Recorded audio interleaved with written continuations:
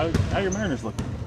Looking good, man. Like, what, you trying to jinx me? No, man. Cut it out. Shh. Leave it Normally alone. Next question. Yeah, okay. A home preseason game. What do you just hope to showcase to fans this time around? You know, more than anything, I think we did it last time. It just we didn't do it for 48 minutes. The young team, the young fellas came in at second unit and played a fantastic game that got the crowd involved. You know, we want to protect home court. We want our fans to know that when they come into this gym, they're going to see something that makes them proud. You don't always win the game, but they do know what they're going to get when our team puts on the Sacramento Kings uniform. And with Keegan Murray out, just what's your thought process and just filling his position? Who do you kind of want there? Yeah, it's tough because Keegan brings, he's 6'8", he shoots a 40 ball from behind the line. Defensively, we can put him on the best player. He can switch 1 through 4. I mean, he's guarded Jokic, for God's sake. So it's by committee right now. But we experiment with a few guys, and we'll see how it goes. And this is what the preseason is for. And by the time we hit the regular season, it may be matchup based. We'll have to see how long Keegan's going to be out. Have you decided what you're going to do tomorrow at that spot? No, we haven't decided yet. We took a look at a couple different people, but we'll see tomorrow. And listen, sometimes you start one way and the game dictates that you do something else, and we just have to feel the game as we go. What do you think it looks like with DeMar at the 4, quote unquote, if you guys decide to go small at times or even to start a game? We don't know. I mean, obviously, he's going to have pretty much always an advantage on the offensive end. Defensively, depending on how big the guy is, we got to make sure that it might just be you make sure face guard and take him out of the play. The biggest key for us is we got to make sure that we rebound the basketball. That was one of the biggest things. Obviously, that is defense because the end of defense is the possession of the basketball. But DeMar is a veteran. He competes at a really high level, and we're expecting all of the guys, whoever's out there on the floor, to play to our identity, especially on the defensive end. When you play the Clippers without, Keegan and having to try to fill in there, what kind of test is this going up against a team like that, and maybe the problems they pose as you try to figure this out? Well, Collins comes in off the bench. He, 6'10", and Zubac is in there. Lopez. I mean, they have a lot of size, so we're going to have to see it, feel it, and then from there respond to how substitutions and different things that we try to do. But all of these have been really good tests. I mean, Toronto came out with a style of basketball that you don't see a lot, and then you back it up with Portland, very similar to that. Now we're seeing a ton of size. So all of these things are good for us to put in the data bank, understand what we have, how we can adjust, the things that we can do during the game. But first and foremost, we have to play with gravity and put our imprint on the game. That's first and foremost. We don't always have to think about who we're playing against. We need to think about what we are trying to do. And then who you're playing against comes into play while the game is going on. Are you and Scott looking at options off the roster right now in terms of free agents? Or? You have to talk to Scott, man.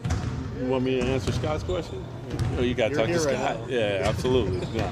I think always everything is open. We want to be as good as we can be. You got to look at all options, man. What, Doug? We've seen your philosophical side, like at times since you took over last year. What, and what you dealt with last year, what you're already seeing this year. Like, what do you tap into in terms of like your approach to adversity and how you guys deal with that? It'll be interesting because this is our first thing that's hit us in the mouth as far as someone getting hurt and one of our starters down. Trying to see how the guys respond to that. I mean, me, I've played or been around this game pretty much my whole life, so I know what you have to do. You got to go play extremely hard and get after people, hold each other accountable. You can't have excuses. This is not an excuse-driven business, so it doesn't matter who's out there in the uniform. You have to figure it out, and that's hopefully what we want to see from our guys. That is the plan, because that goes along with playing to your identity. Don't worry about who's out there. This is how we play, and based upon that, now you can start to establish your identity, and as players come in, players get hurt, all of a sudden this is what it means to be a Sacramento. Are they getting to understand, about your philosophy as far as, winning those two battles? I think so. It's those are things that haven't been here prior. So all of habits take a while to break. So there's certain habits defensively that we do that we want to get rid of. There's certain habits offensively that we do we want to get rid of. And when it comes to that's the compete level. That's the willingness to get out there and sacrifice of yourself for your teammate. There's a physicality, there's a fighting through adversity, there's the mental aspect of it. There are a lot of different aspects of that, and it's difficult, but really good teams do it. Doug, they're obviously trying to implement a lot in this training camp. The games themselves, does winning some of these games, losing all these games, does that do anything for the confidence going into the season, or is it pretty much a non-factor? You know, I've seen teams lose every game in the preseason and win a championship. I've seen teams win every game in the preseason and win like 18. I think the Aces lost by over 30 and they just won the championship. So, like, when you think of how things go, you just have to stay in the moment, man. This training camp, playing, all those things, it's about us improving and creating identity for ourselves. Do we want to win? Yes. But sometimes you can win and not really do what you need to do.